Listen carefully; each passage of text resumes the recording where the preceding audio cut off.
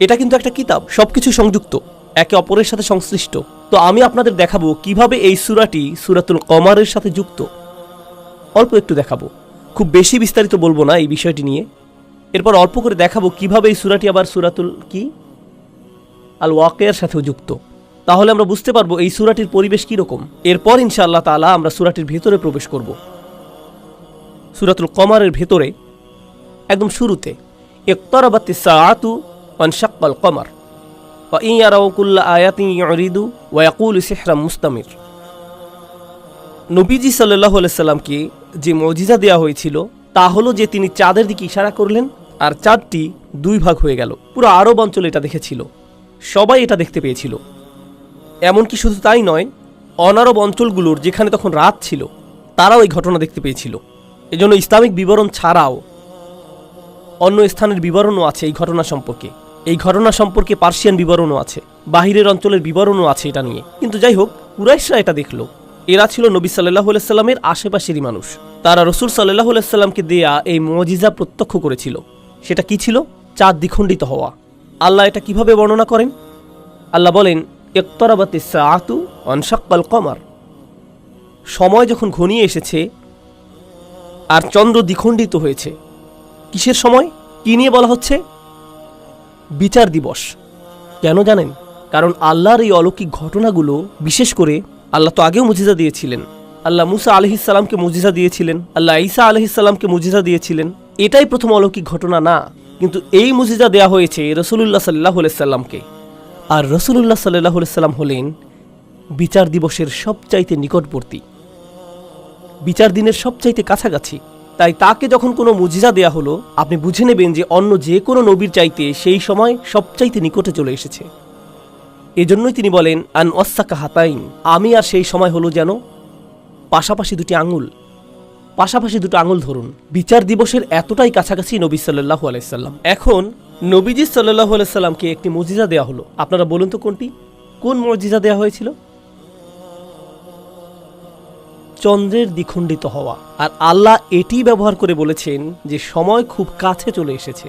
কিন্তু তিনি আরও বলেছেন, যেটা তিনি আগেই জানতেন, তিনি বলছেন, ই আরাউকুল্লা আয়াতিন ইউরিদু, তারা যদি সম্ভাব্য সমস্ত মুজিজাও দেখত তবুও তারা উপেক্ষা করত।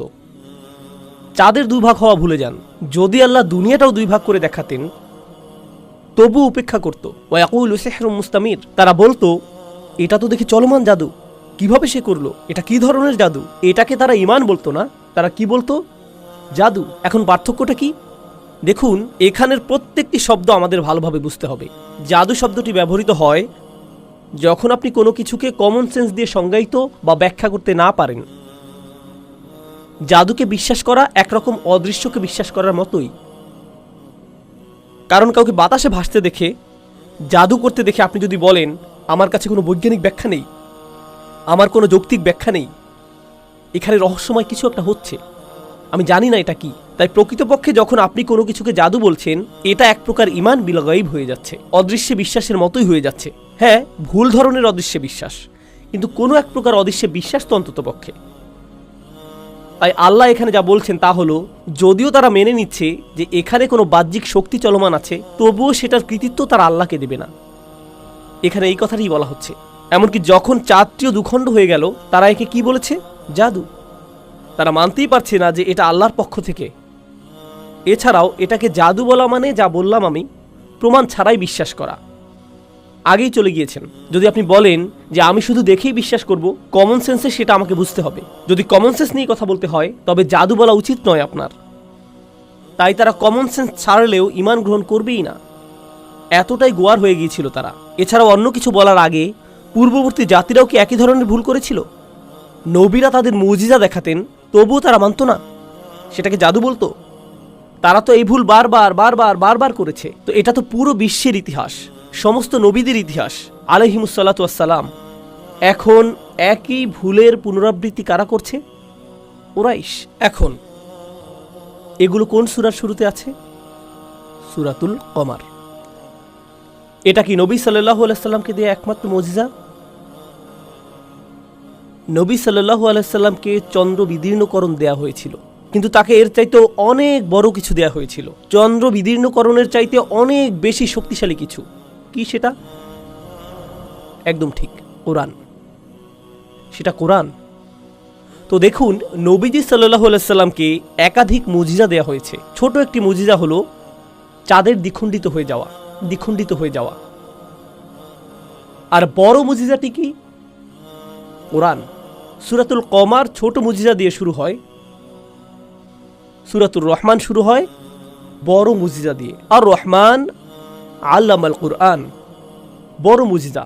এই দুটোর মধ্যে সম্পর্ক বুঝতে পারছেন আপনারা? এখন আরেকটি সম্পর্ক আছে। অন্য সম্পর্কটি হলো, যখন আল্লাহ কোনো মুজিজা দেন, খুব মনোযোগ দিয়ে শুনুন, এটা অনেক কিছুই বুঝতে পারবেন এটা থেকে। যখন আল্লাহ কোনো মুজিজা পাঠান আর মানুষ সেই মুজিজা অস্বীকার করে, তখন সেই জাতিকে শাস্তি দেওয়া হয়। যখন আল্লাহ উটনীটি পাঠালেন সালিহ আলাইহিস সালামের জাতির প্রতি, আর তারা অস্বীকার করে বসলো, তারা ধ্বংস হয়ে গেল। যখন আল্লাহ আজ্জা জাল্লা মূসা আলাইহিস সালামকে লাঠি আর 9টি নিদর্শন সহ পাঠালেন, আর ফেরাউনের জাতি সেগুলো অস্বীকার করে বসলো, ফেরাউন আর তার জাতি ধ্বংস হয়ে গিয়েছিল। যখন আল্লাহ কোনো মুজিজা পাঠান, সেটাই হলো চূড়ান্ত সতর্কবার্তা। সেটা যদি অস্বীকার করেন, আপনি শেষ।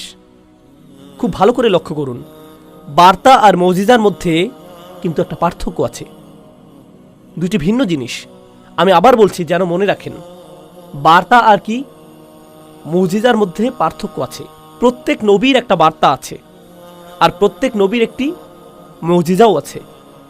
নবী একটি বার্তা অনেক অনেক বছর যাবৎ দিতে পারেন, তিনি কোনো বার্তা অনেক বছর যাবৎ দিতে পারেন, কিন্তু আল্লাহ তাতে সেই জাতিকে ধ্বংস করে দেবেন না। কিন্তু যখন নবীকে কোনো মুজিজা দেয়া হয় আর জাতি বলে যে আমাদের কিছুই যায় আসে না, এটা জাদু, মিথ্যা জিনিস, তখন সেই জাতিকে কি ধ্বংস করা হয়। এখন আপনাদের একটি কঠিন প্রশ্ন করি, দেখুন উত্তর দিতে পারেন কিনা। কোন নবীকে রসুল সাল্লাল্লাহু আলাইহি সাল্লামের আগে পাঠানো হয়েছিল? রাসূলুল্লাহর আগের শেষজন, রাসূলুল্লাহর সবচাইতে কাছের জন সাল্লাল্লাহু আলাইহি সাল্লাম কে ছিলেন? খুব ভালো, ঈসা আলাইহিস সালাম। ঈসা আলাইহিস সালামকে কি মুজিজা দেওয়া হয়েছিল? হ্যাঁ, তাকে মুজিজা দেওয়া হয়েছিল। তাকে নিয়ে শুধু একটি জিনিস বলি, তিনি তাকে বিশ্বাস করা অল্প কয়েকজন লোকের সাথে ছিলেন, আল হাওয়ারিয়ুন, অল্প কজন মানুষ। আর তারা বড় বিপদে আছে, কারণ বনু ইসরাইল তাদের বিরুদ্ধে মিথ্যা সাক্ষী দিয়েছে রোমান সাম্রাজ্যের কাছে, আর এখন তাদেরকে আসামি হিসেবে মনে করা হচ্ছে, এজন্য তাদেরকে হত্যা করা হবে। তো তারা ভয়ে আছেন। হাওয়ারিয়ুন, ঈসা আলাইহিস সালামের সাহাবা, তার সঙ্গীগণ ভয় পাচ্ছেন এখন। তো তারা তাকে বললেন, কারণ তারা তো ভয় পাচ্ছেন, তাকে বিশ্বাস করেন তারা, কিন্তু ভালো বোধ করার জন্য তাকে বললেন, আপনি কি আল্লাহর কাছে দোয়া করবেন যেন তিনি মাইদাতাম মিনাস সামা, অর্থাৎ তিনি যেন এক টেবিল খাদ্য পাঠান আসমান থেকে। বুঝতে পারছেন? আপনারা গল্পটি জানেন? আচ্ছা, বনি ইসরায়েলরা কি আগে কখনো মুজিজা দেখেছে? তারা আগেও মুজিজা দেখেছে, একবার নাকি অনেকবার? অনেকবার। তাতে কি কাজ হয়েছে? না। আর ইনি হলেন বনি ইসরায়েলের কাছে পাঠানো সর্বশেষ নবী, ঠিক? কারণ পরের নবী হলেন রাসূলুল্লাহ সাল্লাল্লাহু আলাইহি সাল্লাম, আর তিনি কি সমস্ত মানব জাতির কাছে প্রেরিত, আর ইনি বনি ইসরায়েলের প্রতি সর্বশেষ নবী। আর এই অল্প কয়েকজনই সত্যিকার অর্থে ঈসা আলাইহিস সালামকে বিশ্বাস করে। আর এখন তারা কি চাচ্ছেন, বার্তা নাকি মুজিজা? তারা মুজিজা চাচ্ছেন। ও হো, ঈসা আলাইহিস সালাম বললেন, ইত্তাকুল্লাহ, আল্লাহকে ভয় করো, তোমরা জানো না তোমরা কি চাচ্ছ। আর আল্লাহ আজ্জা জাল্লা উত্তর দিলেন, ইন্নী মুনাজ্জিলুহা আলাইকুম, তোমাদের তা পাঠাচ্ছি, আমি তোমাদেরকে এটা পাঠাচ্ছি, কিন্তু যদি এর পরে তোমরা অবিশ্বাস করো, ফাইন্নী উআযযিবুহু আযাবান লা উআযযিবুহু আহাদাম মিনাল আলামিন, তাহলে আমি তাকে এমন শাস্তি দেব যেই শাস্তি আমি না কোনো জাতিকে, না কোনো প্রজন্মে, এমনকি পুরো মানবজাতির ইতিহাসে কখনোই কাউকে দেইনি। পুরো কোরআনে আযাব সম্পর্কে এই আয়াতের চাইতে রাগান্বিত আর কোনো আয়াত কোথাও নেই। শাস্তি নিয়ে এই আয়াতের চাইতে বড় কোনো আয়াতই নেই। কেন আল্লাহ এত রেগে গেলেন? কারণ আল্লাহ খুবই রাগ করেন যখন আপনি মুজিজা অস্বীকার করেন। এটা যেন তেন কোনো মুজিজা নয়। বনি ইসরায়েলকে অনেক অনেক মুজিজা দেওয়া হয়েছিল, তাই তাদের তো দায়িত্ববোধ বেশি থাকার কথা, এজন্যই এই আয়াত এসেছিল। এটা কিন্তু খুবই ভয়ানক অপরাধ হয়ে যাবে। আচ্ছা, এখন চলুন ফিরে আসি রাসূলুল্লাহ সাল্লাল্লাহু আলাইহি সাল্লামের কাছে। তাছাড়া আবার বলি, রাসূলুল্লাহ সাল্লাল্লাহু আলাইহি সাল্লাম দুইটি মুজিজা পেলেন। মুজিজা দুটি কি ছিল? একটা ছোট আর একটা বড়। ছোটটা কি? চাঁদ। খুব ভালো। বড়টা কি ছিল? কোরআন। কিন্তু এখানে পার্থক্য আছে। আসুন কোরআন নিয়ে কথা বলি, কারণ এটিই হলো নবী সাল্লাল্লাহু আলাইহি সাল্লামের প্রধান মুজিজা, কোরআন। আপনারা কি অন্যান্য নবীদের কিছু মুজিজার নাম বলতে পারেন? পূর্ববর্তী নবীদের কোনো মুজিজা আপনাদের মনে আছে? মুসা আলাইহিস সালামের ব্যাপারে তাকে কি দেয়া হয়েছিল? তিনি লাঠি পেয়েছিলেন, যেটা কি সাপ হয়ে যেত। আচ্ছা, ঈসা আলাইহিস সালাম কি পেয়েছিলেন? আল্লাহর অনুমতিক্রমে সুস্থ করে দেয়া। কাদা নিয়ে পাখির মূর্তি বানিয়ে তাতে ফু দিলে আল্লাহর ইচ্ছায় তা জীবিত পাখি হয়ে যেত। এগুলো হলো ঈসা আলাইহিস সালামকে দেয়া মুজিজার কিছু উদাহরণ। এগুলো ভালো উদাহরণ। কিন্তু আপনাদেরকে বলি, তখন যদি আমাদের ভিডিও ক্যামেরা থাকতো, যদি আমাদের থাকতো সেগুলো, তাহলে এইসব মুজিজা ইউটিউবে পেতাম, তাই না? আর যদি আসলেই ভিডিও ক্যামেরা থাকতো, তাহলে আমরা এখন মুজিজাগুলো দেখতে পেতাম। কিন্তু আমাদের কি তখন ক্যামেরা ছিল? না। তাই আমরা এসব মুজিজা আর দেখি না। আমরা শুধু সেগুলো শুনি। এখন আমাকে বলুন তো, চোখে মুজিজা দেখা আর মুজিজা সম্পর্কে শোনা, এই দুইটি কি এক? কেউ যদি কোনো লাঠিকে দেখে সাপ হয়ে গেছে, এরপর তারা বুড়ো হবার পর তাদের নাতি নাতনিদের বলছে, জানো আমরা একটি লাঠি দেখেছিলাম, সাপ হয়ে গিয়েছিল। সেই বাচ্চাগুলো বলবে, দাদা তুমি সেই একই গল্প আমাকে 50 বার বলেছ, অন্য কোনো গল্প বলো। যে এটা দেখেছিল চমকে গিয়েছিল, কিন্তু যে শুনেছে সেটা সে বিশ্বাস করেছে, কিন্তু সে কি হয়নি? কেন জানেন? কারণ যারা দেখেছিল তাদের কাছে অলৌকিক ছিল, আর যারা এটা শুনেছে তাদের কাছে সেটা শুধুই একটা বার্তা। মনে আছে আপনাদেরকে দুইটি জিনিস বলেছিলাম, বার্তা আর অন্যটি হলো অলৌকিকতা। যেসব মানুষ পরে এসেছে তাদের কাছে এটা আর অলৌকিক নয়। আর বার্তার বিষয় হলো আপনাকে শুধু বিশ্বাস করতে হবে। আর অলৌকিকের ক্ষেত্রে যেই তা দেখবে তাকে বলতেই হবে, কি ঈমান না আনলেও তাদেরকে বলতে হবে জাদু।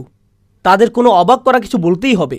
কিন্তু বার্তার ব্যাপারে আপনি বিশ্বাস করতেও পারেন, আবার নাও করতে পারেন। তো নবীজি সাল্লাল্লাহু আলাইহি সাল্লামের সমস্ত মুজিজার ক্ষেত্রে সেগুলো চোখে দেখতে হতো, চোখে দেখা লেগেছে। আর যেসব মানুষ এসব মুজিজা দেখতে পেরেছে তারা হলো যারা তখন বেঁচে ছিল। এমনকি তাদের নিজেদের সন্তানদের বেলায়ও এগুলো মুজিজা ছিল না, এগুলো শুধুই কি ছিল? বার্তা। পার্থক্যটা বুঝতে পারছেন? কোন মুজিজাটি সবচাইতে বড় মুজিজা? সবচাইতে বড় কোরআন। কোরআন কি দেখা যায়? কোরআন দেখা যায়? قل أوحي إلي أنه استمع نفر من الجن فقالوا إنا سمعنا قرآنا عجبا يا أيها الناس ضرب مثل فاستمعوا له وقالوا سمعنا وأطعنا غفرانك ربنا وإليك المصير يسمع آيات الله تتلى عليه। বারবার বারবার বারবার কোরআনের মধ্যে আল্লাহ বলেই যাচ্ছেন যে কোরআন দেখা হয় না, কোরআন কি শোনা হয়, শুধু বার্তাবাহককে দেখা হয়। এর আগের প্রত্যেকটি মুজিজা ছিল চোখের জন্য। এবারই প্রথম মুজিজাটি কিসের জন্য? কানের জন্য। এমনটা আগে কখনোই হয়নি। প্রত্যেকবারই মুজিজা ছিল চোখে দেখার জন্য। এখন নবীজিকে কয়টি জিনিস দেওয়া হয়েছিল?